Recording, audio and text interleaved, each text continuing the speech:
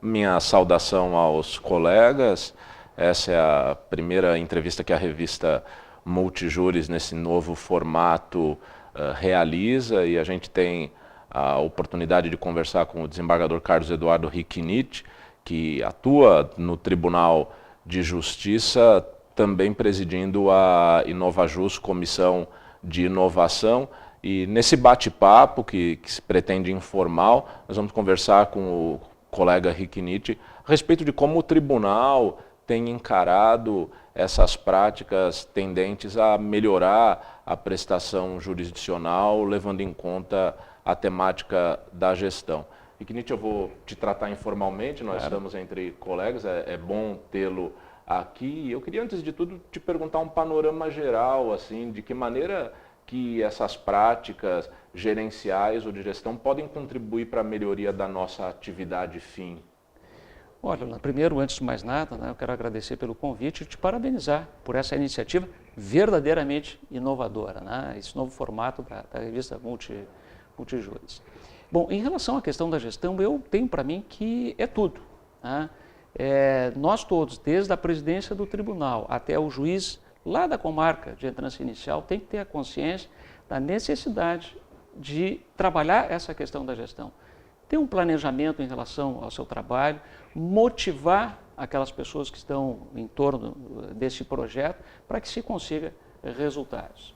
Os processos tramitam melhor quando o juiz tem um planejamento global da sua estrutura? Isso melhora a questão econômica, melhora a questão da duração do processo?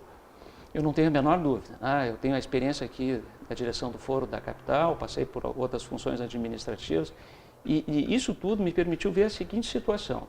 Às vezes, o mesmo número de processos, o mesmo número de servidores, um juiz tem resultado, o outro não. Você vai olhar o que está acontecendo ali, tem um juiz líder, um juiz motivador, uma pessoa que está preocupada em planejar e passar aos seus liderados aquele planejamento e fazer com que eles venham aderir à sua proposta para ter um resultado positivo. Essa comissão de inovação atua de que maneira mais exatamente? Nós temos em várias frentes, e ela foi criada, a questão de há poucos meses, e nós temos tido uma resposta muito interessante. A nossa ideia é aproveitar todo esse potencial de magistrados, servidores, inclusive do nosso público externo, para institucionalizar no âmbito do Poder Judiciário a cultura da inovação. Nós já recebemos, por exemplo, no canal que abrimos para colher sugestões, mais de 150 propostas. Já temos alguns projetos realizados no âmbito da comissão, de maneira que eu estou muito satisfeito com esses primeiros passos que nós estamos dando na Comissão de Inovação. Agora há pouco tempo, 71 magistrados novos ingressaram na carreira. Existe alguma aplicação dessas ideias ou algum tipo de ensinamento sobre elas na fase do concurso?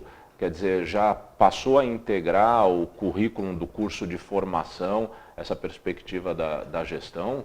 Sim.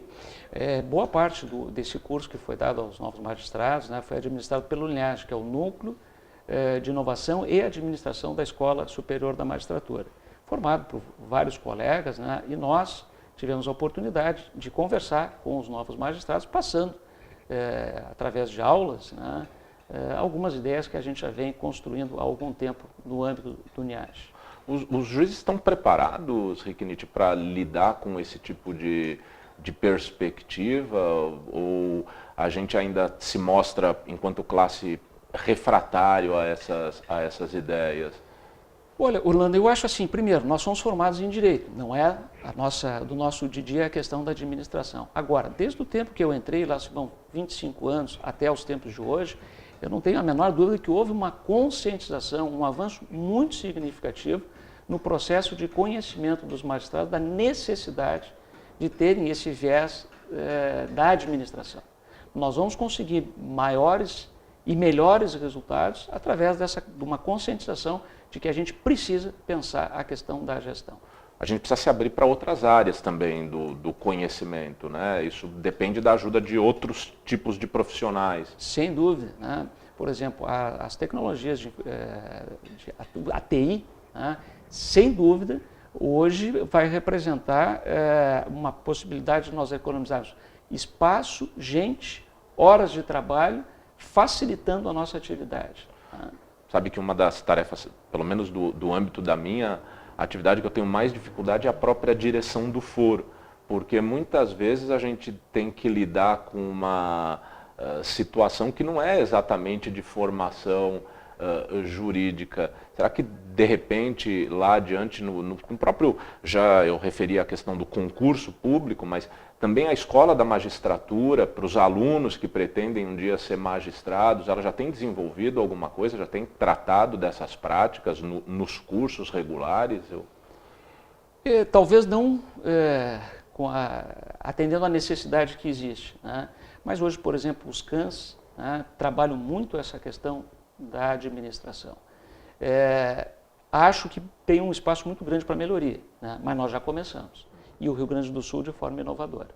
O que a gente vê também por aí, eu me lembro agora daquele projeto Petição 10, Sentença 10, salvo erro, era esse o nome, que a gente trabalha de algum modo com casos do século XXI, com processos do século XXI, mas ainda meio ao modo de uma magistratura quase que do século XIX, se poderia dizer. A gente ainda é muito prolixo, a gente ainda escreve demais e a gente ainda gasta muito tempo com demandas de repercussão individualizada. Esse projeto, tomando ele como base, ele rendeu frutos? Como está o andamento dele? Por exemplo, né, o Petição 10, Sentença 10. Ele aqui vem ao encontro de uma necessidade, como tu diz, a gente está com a cultura do século XIX, mas com a realidade da facilitação da informática. Isso acabou fazendo que essa mistura, né, de que as petições com a facilitação da informática tivessem 50, 60, 70 páginas, dificultando muito a leitura. Então, a partir de uma pequena ideia, né, de se tentar limitar, sem ser obrigatório, a partir da conscientização, tanto da racionalização como da questão ecológica, a ideia progrediu, foi adotada por vários estados. Né? Para tu teres uma ideia, o ano passado, só no Rio Grande do Sul foram emitidos arquivos, sentenças, com o logo do projeto, mais de 120 mil arquivos. Só nesse ano nós já emitimos mais de 90 mil. Né? Tudo ajudando, né, a propagar essa ideia que é simples, mas que efetivamente está tendo uma repercussão muito interessante. A OAB foi sensível ao projeto? Num primeiro momento havia aquelas reações normais, pensando que aquilo seria uma forma de limitar a atuação do advogado, mas passado um tempo, vendo que isso não aconteceu, hoje nós não temos nenhum tipo de restrição formal por parte da OAB em relação ao projeto. Henrique Nietzsche, uma coisa que acontece às vezes, a gente verifica, é difícil integrar o servidor na perspectiva que o magistrado pretende dar à sua unidade judicial. Às vezes as próprias questões remuneratórias já dividem juízes e funcionários. E você tinha mencionado a questão da liderança. Isso acontece mesmo? É difícil trazer o servidor numa perspectiva de que está jogando no mesmo time do juiz? Como que se lida com esse tipo de situação? Olha, Orlando, isso é uma coisa que às vezes é inerente à própria pessoa, essa questão da capacidade da liderança, mas também pode ser trabalhada. E às vezes de uma maneira muito simples. A primeira, né, nós todos temos a ideia de que estamos no mesmo barco, formamos um time. Né? Então aquele juiz que dá atenção, que trata o seu servidor como um colega de trabalho, como um parceiro para aquele projeto, para aquela dificuldade, às vezes de 30, 40 mil processos, só essa atenção diferenciada já vai trazer para o teu lado, né, esse servidor que às vezes está lá cheio de serviço e não se achando parte do time. O Henrique Nietzsche, agora para concluir, queria te fazer uma pergunta quase que de caráter pessoal, porque mencionaste que está há 25 anos na magistratura, mas no tribunal há quanto tempo? Um ano. Um ano, é um período relativamente recente. Como que é essa experiência de sair do primeiro grau e ir para o segundo grau, julgar recursos? Como você tem encarado? Eu já vim há algum tempo nas turmas recursais, que Sim. guardadas as proporções, um grau recursal. Alguns colegas brincam que as turmas recursais é o tribunal de menor potencial ofensivo, na verdade. Eu já diria o contrário, né? É aquele que decide mais do que o tribunal, porque para mudar nossas decisões ao lado das turmas, só o Supremo e eventualmente o STJ. Né? É uma nova experiência, né? Você não decide mais de forma isolada, você tem que aprender a ouvir o seu colega na formação da sua convicção. E acho que esse é um grande desafio que nós todos temos, principalmente aqui no Rio Grande do Sul, de tentar posições mais uniformes. Chegada uma determinada questão controvertida, é obrigação nossa de discuti-la e, vencida a nossa posição, aderir à da maioria. Né? Isso vai trazer racionalidade ao sistema, segurança jurídica, menos processos, né? E facilitar a vida de todos, advogados, juízes de primeiro grau e do próprio tribunal. Perfeito. Agradeço muito a tua participação, agradeço a todos que nos acompanharam. Eu espero que esse primeiro número da revista Multijúris frutifique, que tenhamos aí outras entrevistas tão boas quanto essa. Obrigado a todos e sigam com a nossa revista.